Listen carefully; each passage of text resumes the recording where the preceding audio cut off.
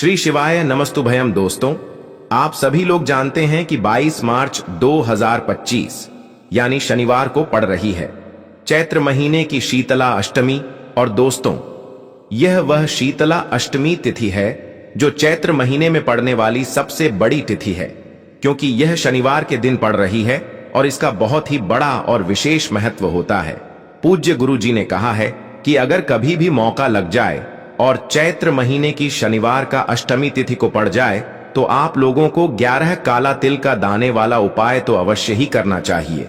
इन दोनों का संयोग बहुत कम आता है और इसी के साथ में गुरु जी ने अपनी शिव पुराण कथा में बताया है कि इस दिन आपको 11 काला तिल का दाने वाला उपाय तो आपको अवश्य ही करना चाहिए, क्योंकि ऐसा दिन पूरे साल में सिर्फ एक ही बार आता है।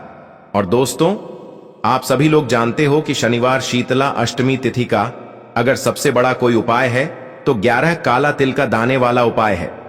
तो दोस्तों, इस शनिवार शीतला अष्टमी के दिन आप लोगों को इस 11 काला तिल का दाने वाला उपाय को जरूर करना है। बहुत सारे लोग होंगे जिन लोगों ने इस उपाय को ना किया हो, मतलब पूरा साल निकल गया, उन्होंने किसी भी दिन इस 11 काला तिल का दाने वाला उपाय को ना किया हो। पर दोस्तों, आपके पास एक आखिरी मौका बचा हुआ है जो कि 22 मार्च के दिन है। तो इस दिन आप लोगों को इस वाले उपाय को जरूर कर लेना है। भले ही आपने पूरे महीने भर इस उपाय को ना किया हो, पर अगर आपने इस चैत्र महीने के शनिवार शीतला अष्टमी के दिन अगर इस वाले उपाय को कर लिया तो आपको इस उपाय को करने का वह फल मिलेगा जिसकी आपने कभी कल्पना भी नहीं करी होगी। इसीलिए आप लोग इस वाले उपाय को एक बार जरूर कर लेना है, ताकि आप लोगों के हाथ से यह मौका ना जा सके और आपको इस उपाय को करने का फल मिल सके। दोस्तों, यह उपाय पंडित जी ने अपनी अभी की ही श्री शिव महापुराण की कथा में बताया है, जिस उपाय को आज हम आपको बहुत अच्छे से समझाने वाले हैं। इस वीडियो को देखने के बाद इस उपाय को समझने के लिए आपको कोई और वीडियो को देखने की जरूरत नहीं पड़ेगी। तो चलिए दोस्तों, उपाय को शुरू करते हैं। देखिए, यह इस चैत्र महीने के शनिवार शीतला अष्टमी के दिन यह इतना खास होता है, इतना महत्वपूर्ण होता है। देखा गया है कभी कभी बड़े बड़े पूजा पाठ अनुष्ठान से जो मनोकामना पूर्ण नहीं होते, वह चैत्र महीने के शनिवार शीतला अष्टमी के दिन एक छोटे से उपाय करने से ही आपकी मनोकामना पूर्ण हो जाती है। और बहुत सारे लोगों ने इस उपाय को किया भी है और उनको इस उपाय को करने का फल भी जरूर मिला है। अगर आप लोग भी इस उपाय को करना चाहते हैं तो आप इस उपाय को पहले अच्छे से समझ लेना, सुन लेना, उसके बाद करना। आपको इस उपाय का फल जरूर मिलेगा। और इस उपाय को कर लेने से आपके घर में चाहे किसी भी प्रकार की दुख और समस्या क्यों ना चल रही हो, आपको उसका कारण भी नहीं पता है कि भाई यह समस्या किस कारण से चल रही है। उसका कुछ भी कारण हो सकता है, जैसे पितृदोष हो सकता है या किसी भी तरह का मंगल दोष भी हो सकता है। तो इस दिन आप लोगों को यह वाला उपाय कर लेना है। यह एक ऐसा उपाय है जिस उपाय को अगर किसी विशेष दिन पर किया जाए तो भाई उस विशेष दिन का जो है वह तो हमें मिलता ही मिलता है, पर हमने उस दिन पर इस उपाय को किया है तो हमें उससे भी बड़ा फल मिलता है और फल बहुत जल्दी मिलता है, क्योंकि आप इस उपाय को बहुत ही बड़े और विशेष दिन पर कर रहे हो। तो चलिए अब उपाय के बारे में बात करते हैं, लेकिन उससे पहले आप लोगों को यह जानना आवश्यक है कि आखिर यह उपाय किस समय करना है, किसको करना है और कैसे करना है। तो चलिए हम आगे आपको वीडियो में एक एक करके बता देते हैं। लेकिन उससे पहले अगर आप लोग हमारे चैनल पर पहली बार आए हैं या फिर मेरी आवाज आज पहली बार सुन रहे हैं तो हमारे चैनल को सब्सक्राइब जरूर कर लेना और इस वीडियो को लाइक करके कमेंट बॉक्स में श्री शिवाय नमस्तुभयम, ओम नमः शिवाय जरूर टाइप कर देना। तो दोस्तों, इस 11 काला तिल का दाने वाला उपाय को हमें इस शनिवार शीतला अष्टमी के दिन कैसे करना है, किसको करना है, किस समय करना है और कहां पर करना है, यह सारे सवालों के जवाब आपको इस वीडियो में मिल जाएंगे। और जो यह वीडियो देखेगा भाई, उसको 11 काला तिल का दाने वाला उपाय जरूर करना चाहिए, क्योंकि इस दिन एक काला तिल के दाने का भी बहुत ही बड़ा और विशेष महत्व होता है। और जब बात आ जाए 11 काला तिल का दाने वाला उपाय की, तो ये सोने पर सुहागा वाली बात हो जाती है और यह एक बहुत ही बड़ा उपाय हो जाता है इस शनिवार शीतला अष्टमी का। तो अब दोस्तों, इस 11 काला तिल का दाने वाला उपाय को आखिर करना किसको है, सबसे पहले हम लोग वह बात जान लेते हैं। तो देखो, घर की जो बड़ी माताएं बहनें होती हैं, उन माताओं बहनों में से कोई भी एक बड़ी माता बहन इस वाले उपाय को कर सकती है। और दोस्तों, अगर आप चाहे तो अपने घर में से सभी सदस्यों को भी इस उपाय को करवा सकते हैं।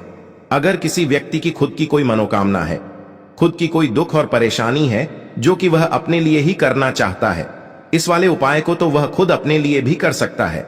बाकी अगर कोई घर में से ऐसा है जो कि अपने पूरे घर परिवार की सुख और शांति के लिए यह वाला उपाय करना चाहता है, तो भाई वह भी कर सकता है, उसमें भी कोई दिक्कत वाली बात नहीं है। कहने का मतलब यह है कि इस उपाय को हर एक सदस्य भी कर सकता है और पूरे घर परिवार के सदस्य के लिए घर की बड़ी माताओं बहनों में से कोई एक माता बहन भी कर सकती है। माताएं बहनें अगर घर में उपस्थित ना हो या वह यह वाला उपाय ना कर पा रही हो, तो फिर घर का कोई बड़ा सदस्य भी इस 11 काला तिल का दाने वाला उपाय को कर सकता है, चाहे फिर वह पुरुष ही क्यों ना हो, उसमें कोई भी दिक्कत वाली बात नहीं है। अब दोस्तों, जो अगला प्रश्न निकल कर आता है वह यह आता है इस उपाय को लेकर कि आखिर इस उपाय को हमें किस समय करना है, सुबह के समय करना है कि शाम के समय करना है। तो देखो, इस वाले उपाय को आप लोग सुबह के समय भी कर सकते हो और शाम के समय प्रदोष काल में भी कर सकते हो। अब अगर आप पूछो कि भाई सबसे उत्तम समय कौन सा रहेगा इस 11 काला तिल का दाने वाला उपाय को करने का, तो हम आपसे बस यही कहेंगे कि इस उपाय को आप सुबह के समय करेंगे तो ज्यादा बेहतर होगा। बाकी अगर प्रदोष काल शाम के समय भी करेंगे तो भी अच्छा होगा, उसमें कोई भी दिक्कत वाली बात नहीं है। तो अब दोस्तों, जो अगली सबसे बड़ी और महत्वपूर्ण बात आती है वह यह आती है कि सुबह अगर हम उपाय को करेंगे तो हमें कितने बजे से लेकर कितने बजे तक के बीच में करना है, और शाम के समय प्रदोष काल में करेंगे तो हमें कितने बजे से लेकर कितने बजे के बीच में करना है। तो देखो, सुबह जितनी जल्दी हो सके आप उपाय को करने की कोशिश करना। बाकी अगर किसी कारणवश लेट भी हो जाओ, थोड़ी देर भी हो जाए, तो 10 या 11 बजे तक भी आप उपाय कर लेना, पर 12 बजे से ज्यादा देरी ना हो, ठीक है? इस बात का ध्यान रखना। उसके बाद में दोस्तों, अगर शाम के समय प्रदोष काल की बात करें, प्रदोष काल का जो समय है होता है वह शाम के 6 बजे से शुरू हो जाता है। मतलब शाम के 6 बजे से लेकर 7 बजे के बीच का जो समय होता है, यह समय प्रदोष काल का समय होता है। तो आप इस उपाय को 7 या 8 बजे के बीच में भी कर सकते हो। मतलब शाम के 6 बजे से रात 8 बजे के बीच में आप कभी भी इस वाले उपाय को कर सकते हो, उसमें कोई भी दिक्कत वाली बात नहीं है। देखिए, इस वीडियो में हम पूज्य गुरुजी द्वारा बताए गए 3 बहुत ही खास उपायों के बारे में जानेंगे। इनमें से जो भी उपाय आपकी समस्या के लिए उचित हो उसे आप कर सकते हैं। पहला उपाय उन लोगों को करना है जिन्हें धन की प्राप्ति नहीं हो पा रही है। कर्ज उनके जीवन में लगातार बढ़ते ही जा रहा है। जीवन में जो धन के रास्ते हैं वह सभी बंद हो चुके हैं। जीवन में लगातार आर्थिक समस्याएं बनी हुई हैं, तो ऐसे लोगों को यह पहला उपाय करना चाहिए। देखिए, शनिवार का दिन है, इसीलिए आपको एक पीपल का पत्ता ले लेना है। जो भी आपके घर के आसपास पीपल का वृक्ष है, वहां से आपको एक पीपल का पत्ता तोड़ लेना है, या फिर पीपल के वृक्ष के नीचे पीपल का पत्ता गिरा हुआ है तो उसे भी आप साफ सुथरे पानी से धो करके उपयोग कर सकते हैं। फिर इसी के साथ में आपको थोड़ा सा शहद लेना है। शहद आपको मात्र 2 से 4 बूंद ही लेना है। फिर इसी के साथ में आपको 1 लोटा शुद्ध जल लेना है, तांबे के पात्र के अंदर अपने ही घर से। फिर सबसे अंत में आपको काले तिल के दाने ले लेने हैं।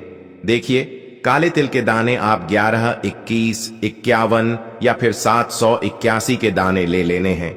108 जितने भी आपके पास उपलब्ध हैं उतने आप ले लें। देखिए, इस दिन आपको एक विशेष कार्य करना है, क्योंकि शनिवार का दिन है और शनिवार के दिन यह विशेष शीतला अष्टमी की तिथि पड़ी है। इसीलिए आपको शनिवार के दिन काले तिल वाला यह विशेष उपाय अवश्य ही करना है।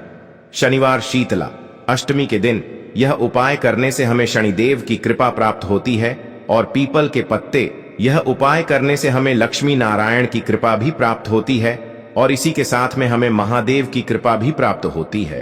तो हमें एक साथ तीनों देवताओं की अनन्य कृपा प्राप्त होती है। देखिए, सबसे पहले तो आपने जो काले तिल लिए हैं उन्हें आपको पीस लेना है, यानी कि पाउडर के रूप में तैयार कर लेना है। अब देखिए, सभी सामग्रियां लेकर के आपको पहुंच जाना है भगवान शिव के मंदिर में। पूज्य गुरु जी ने बताया है कि यदि इस उपाय को आप प्रदोष काल के समय में करते हैं तो यह आपके उपाय के लिए बहुत ही सर्वोत्तम होता है। लेकिन आपको प्रदोष काल में समय नहीं मिल पाता है तो फिर आप सुबह से लेकर के शाम तक किसी भी समय में इस उपाय को कर सकते हैं। देखिए, सबसे पहले तो आपको यह सभी सामग्रियां लेकर के भगवान शिव के मंदिर में पहुंचना है। देखिए, मंदिर पहुंचने के बाद सबसे पहले तो आप जो एक पीपल का पत्ता लेकर के आए हैं उसकी चिकनी साइड पर आपको पूरे ही पत्ते पर शहद का लेपन कर देना है। देखिए, आपको यह जो शहद है अपने सीधे हाथ की चीटी उंगली के जो पास वाली उंगली है, अनामिका उंगली, उसी से पीपल के पत्ते पर लगाना है। और इसी पीपल के पत्ते के ऊपर आपने जो काले तिल का एक पाउडर काले तिल का पाउडर तैयार किया था उसे भी आपको पीपल के पत्ते के ऊपर ही रख देना है। देखिए दोस्तों, सबसे पहले तो आपके पास जो एक लोटा शुद्ध जल है इसे आपको भगवान शिव की शिवलिंग पर धीरे धीरे अर्पित कर देना है। श्री शिवाय नमस्तुभयम इस मंत्र का जाप करते हुए अब देखिए, आपने जो पीपल के पत्ते का एक लेप तैयार किया था उसे आपको अपने दाहिने हाथ में रखना है और इसे पीपल के पत्ते से आपको शिवलिंग में चारों तरफ अच्छे से लेपन कर देना है। शिवलिंग पर आपको पीपल के पत्ते से काले तिल और शहद का अच्छे से लेपन कर देना है। पीपल का पत्ता अपनी हथेली में रख करके आपको चारों तरफ शिवलिंग पर अच्छे से इसका लेपन कर देना है। और अंत में आपको यह जो पीपल का पत्ता है इसे भगवान शिव के शिवलिंग पर अर्पित कर देना है। पूज्य गुरु जी ने बताया है कि यह जो लेप है इसे आपको शिवलिंग के ऊपर ही लगाना है, कटी वाले भाग पर नहीं लगाना है। शिवलिंग का लेपन करने के बाद अंत में पीपल का पत्ता भी आपको शिवलिंग पर ही अर्पित कर देना है। और महादेव से आपको आपकी मन की जो भी मनोकामना है, चाहे वह मनोकामना कर्ज मुक्ति के लिए हो, चाहे आपकी जो मनोकामना है वह धन प्राप्ति को संबंधित हो, जिस भी प्रकार आपकी मनोकामना है उसे आपको शिवलिंग के सामने बोल देना है और फिर इसके बाद आपको पुनः अपने घर आ जाना है। पूज्य गुरुजी ने बताया है कि जब भी हम शनिवार शीतला अष्टमी के दिन इस उपाय को करते हैं तो हमारे जीवन में धन की वृद्धि होती है। इसी के साथ में हमें माता लक्ष्मी की कृपा प्राप्त होती है और हमारे जीवन में चाहे कितना ही भारी खर्च हो वह भी महादेव की कृपा से दूर हो जाता है। अब दोस्तों, इसके बाद हम जानते हैं पूज्य गुरु जी द्वारा बताए गए दूसरे खास उपाय के बारे में। देखिए, यह उपाय उन लोगों को करना है जिनके शरीर में कोई भी भारी रोग हो चुका है, जिन उनके पेट में कोई भी समस्याएं बनी रहती हैं, शरीर के किसी भी अंग में कहीं ना कहीं दर्द होता है। तो पूज्य गुरु जी ने बताया है कि आपको अपने रोग को समाप्त करने के लिए यह विशेष उपाय अवश्य ही करना चाहिए। देखिए, इस उपाय को करने के लिए आपको मात्र एक लोटा शुद्ध जल ले लेना है, तांबे की पात्र के अंदर अपने घर से, और इसी के साथ में आपको एक प्यारी सी बेलपत्र ले लेनी है। देखिए, बेलपत्र यदि आपको प्राप्त नहीं हो पाती है तो शिवलिंग पर छड़ी हुई बेलपत्र को आप पुनः उपयोग कर सकते हैं। बस आपको ध्यान रखना है कि यह जो बेलपत्र हैं कहीं से भी कटी फटी खंडित नहीं होनी चाहिए। अब देखिए, सबसे अंत में आपको थोड़ा सा शहद लेना है। शहद आपको मात्र आधा चम्मच या फिर उससे भी कम लेना होगा। अब देखिए, यह जो तीनों ही सामग्रियां हैं इन्हें आपको भगवान शिव के मंदिर में लेकर के पहुंच जाना है। देखिए, पूज्य गुरु जी ने बताया है कि यह जो उपाय है इसे आप सुबह से लेकर के शाम तक किसी भी समय में कर सकते हैं। देखिए, सबसे पहले तो आपके पास जो एक बेलपत्र है उस पर आपको जो आपके पास शहद है उसे लगा देना है। देखिए, बेलपत्र की जो सबसे बड़ी वाली पत्ती होती है और इसकी जो चिकनी साइड होती है उस पर आपको अच्छे से शहद का लेपन कर देना है। शहद का लेपन आपको अपने सीधे हाथ की चीटी उंगली के पास वाली उंगली अनामिका उंगली से ही करना है। तो देखिए दोस्तों, इस प्रकार से आपको यह बेलपत्र तैयार कर लेनी है।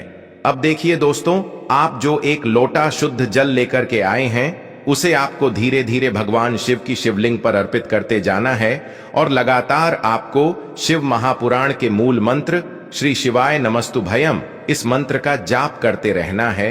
अब देखिए, आपके पास जो एक बेलपत्र है उसे आपको अपने सीधे हाथ की हथेली पर रखना है और आपको कुंदकेश्वर महादेव का मन में स्मरण करना है तथा आपके शरीर में जो भी बीमारी है, जो भी रोग हैं, उसे दूर करने के लिए आपको कुंदकेश्वर महादेव से प्रार्थना कर लेनी है। फिर यह एक बेलपत्र आपको भगवान शिव के शिवलिंग पर अर्पित कर देनी है। फिर इसके बाद आपको श्री शिवाय नमस्तुभयम इस मंत्र का 11 बार जाप कर लेना है। और मंत्रों का जाप करने के बाद आपको यह जो बेल पत्र है पुनः शिवलिंग से उठा लेनी है और कुंदकेश्वर महादेव से इस बेल पत्र को आपको औषधि स्वरूप प्राप्त कर लेना है। अब देखिए, आपने जो बेल पत्र की आगे वाली पत्ती पर शहद लगाया था उसे आपको चाट लेना है और 10 मिनट के बाद आपको जो आपने शहद लगाया था बेलपत्र की बड़ी वाली पत्ती पर उसे भी आपको अच्छे से चबा चबा करके खा लेना है। पूज्य गुरुजी ने बताया है कि इस पत्ती को खाते समय आपको कुंदकेश्वर महादेव से यही प्रार्थना करनी है कि आपका जो रोग है वह कुंदकेश्वर महादेव की कृपा से समाप्त हो रहा है। पूज्य गुरुजी ने बताया है कि जो भी व्यक्ति इस उपाय को कम से कम 5 शनिवार कर लेता है तो उसके भारी से भारी रोग में भी उसे आराम मिलना प्रारंभ हो जाता है। अब इसके बाद हम जान लेते हैं गुरुजी द्वारा बताए गए तीसरे उपाय के बारे में। देखिए, यह उपाय भी आपको अपने जीवन से दुर्भाग्य को समाप्त करने के लिए करना है। इसी के साथ में धन धान्य की वृद्धि के लिए करना है। देखिए, इस उपाय के लिए आपको एक लोटा शुद्ध जल लेना है और इसी के साथ में आपको एक प्यारी सी बेल पत्र लेनी है और इसी के साथ में आपको थोड़ा सा चंदन ले लेना है। देखिए, चंदन जो है आपको पीला वाला ही लेना है। पीले चंदन में आपको थोड़ा सा जल मिलाकर के इसे एक पेस्ट के रूप में तैयार कर लेना है। अब देखिए, सबसे आखिर में आपको एक चावल यानी कि अक्षत का दाना लेना है। चावल का दाना लेते समय ध्यान रखें कि यह कहीं से भी टूटा हुआ खंडित नहीं होना चाहिए। देखिए, चावल का जो दाना है वह हमारे जीवन में धन धान्य की प्राप्ति करवाता है, हमारे सौभाग्य में वृद्धि करता है। इसके लिए आपको एक चावल का दाना अवश्य ही लेना है। अब देखिए, सारी ही सामग्रियां लेकर के आपको पहुंच जाना है भगवान शिव के मंदिर में। देखिए, आप इस उपाय को किसी भी समय में कर सकते हैं। सुबह से लेकर के शाम तक आप इस उपाय को किसी भी समय कर सकते हैं। देखिए, मंदिर पहुंचने के बाद सबसे पहले तो आपके पास जो एक बेल पत्र है उसकी आगे वाली पत्ती पर चिकनी साइड पर आपको इस चंदन का अच्छे से लेपन कर देना है। चंदन लगाने के बाद इसी के ऊपर आपको एक चावल का दाना भी रख देना है। चंदन का जो आपने लेपन किया है उसी के ऊपर आपको एक चावल का दाना चिपका देना है। फिर इसके बाद आपको यह जो एक बेल पत्र है इसे शिवलिंग पर अर्पित कर देना है और आपको महादेव से प्रार्थना कर लेनी है कि आपके जीवन में जो भी दुर्भाग्य चल रहा है उसे समाप्त करने की कृपा करें। फिर आपके पास जो एक लोटा शुद्ध जल है इसे आपको धीरे धीरे शिवलिंग पर अर्पित कर देना है और लगातार आपको शिव महापुराण के मूल मंत्र श्री शिवाय नमस्तुभयम इस मंत्र का जाप करते रहना है। पूज्य गुरुजी ने बताया है कि जल आपको बिल्कुल धीरे धीरे समर्पित करना है और जल को अर्पित करते समय आपको महादेव से लगातार प्रार्थना करते रहना है। देखिए, गुरुजी ने बताया है कि यदि इस उपाय को आप इस शनिवार शीतला अष्टमी की तिथि पर कर लेते हैं तो हम आपको यकीन दिलाते हैं कि आपके जीवन में चाहे कैसा ही दुर्भाग्य चल रहा हो, चाहे जितनी भी दरिद्रता चल रही हो, तो महादेव की कृपा से, माता लक्ष्मी की कृपा से आपके जीवन में धन धान्य की प्राप्ति होगी और आपका जो दुर्भाग्य है वह भी सौभाग्य में बदल जाएगा और आपके जीवन में भी सुख समृद्धि तथा वैभव की प्राप्ति होगी। तो दोस्तों, यह थे पूज्य गुरुजी द्वारा बताए गए कुछ बहुत ही खास उपाय। अगर आपको जानकारी अच्छी लगी हो तो वीडियो लाइक करिएगा। मिलते हैं फिर एक नए वीडियो के साथ। श्री शिवाय नमस्तुभयम।